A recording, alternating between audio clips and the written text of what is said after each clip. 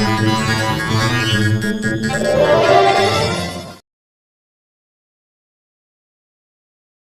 है कि मुझे नशा मुक्ति केंद्र में मेरी पत्नी ने रात करीब 10:30 बजे के करीब में 27 फरवरी 2024 में मुझे यहाँ से किडनैप करा दिया।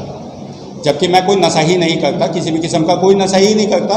मेरे फादर मदर को सबको पता है कि मैं कोई नशा ही नहीं करता, लेकिन साजिश के तहत, क्योंकि वो एक लिस्बन रिलेशनशिप में थी किसी लेडी के साथ में, जो हमारे साथ में ही रहती थी 3 साल से, और वो उसको छुपाने के लिए, क्योंकि मैं बार बार उसको कह रहा था कि भाई इसको निकालो और जो है ना हमारी ये ज़िंदगी ख़राब कर रही है, तो इस वजह से वो उसने मुझे साजिश के तहत दोनों ने मिलकर मुझे वहाँ पे भेजा। जब मैंने वहाँ पे पूछा कि भाई मैं तो कोई नशा ही नहीं करता हूँ, तो उन्होंने मेरी मारपीट करी, मेरे साथ में पिटाई करी, मुझे सज़ा दी, और मैं 13 महीने बाद में वहाँ से भाग के आया। वो नशा मुक्ति केंद्र कहाँ था? वो नशा मुक्ति केंद्र उत्तराखंड देहरादून में था।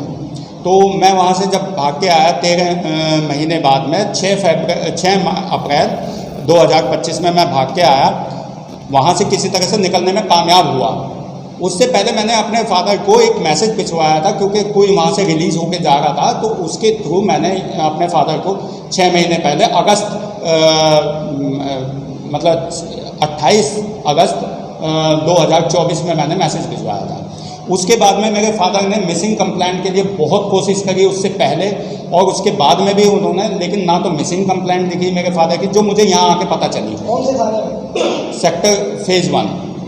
तो उसके बाद में जब मैं 6 तारीख को आया, अगले दिन 7 तारीख को मैं मीनू शर्मा, क्योंकि मेरे वो यहाँ से सब कुछ बेच बाच के भाग गई थी, मेरी फैक्ट्री सब कुछ एवरीथिंग उसके पास में, गाड़ी, पैसा, जेवर जो भी था वो सब कुछ लेके कहीं शिफ्ट हो गई, जो कि मुझे नहीं पता था, क्योंकि मुझे मीनू शर्मा के घर का एड्रेस पता है, 104 सेक्टर में है उनका, उसके माँ बाप का।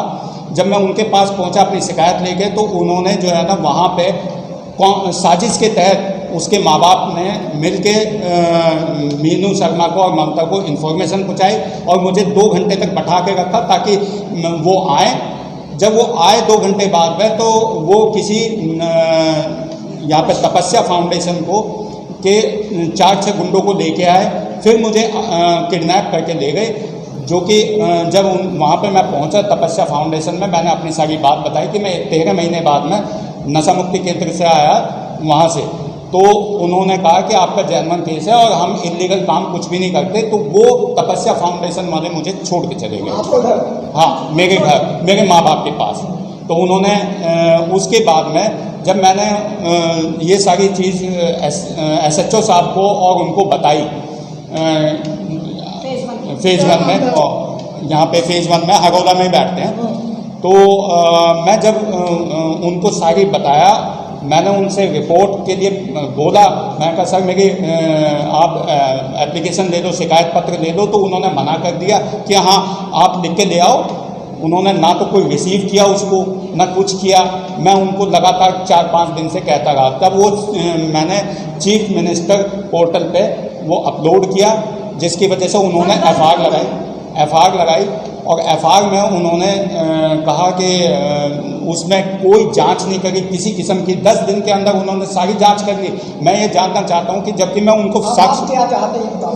मैं सर ये चाहता हूं कि मेरी FIR लिखवाई जाए, जो उनको अरेस्ट कराया जाए और आमने सामने वो किया जाए, क्रॉस क्वेश्चनिंग की जाए कि भाई न्याय मिले मुझे। मैं ये चाहता हूँ कि आपसे हम्बल रिक्वेस्ट है, क्योंकि आपके अलावा कोई और मेरी कोई मदद नहीं कर सकता, तो मैं ये चाहता हूँ हाथ जोड़ के कि आप मेरी मदद। इसमें कौन-कौन से लोग संलग्न हैं?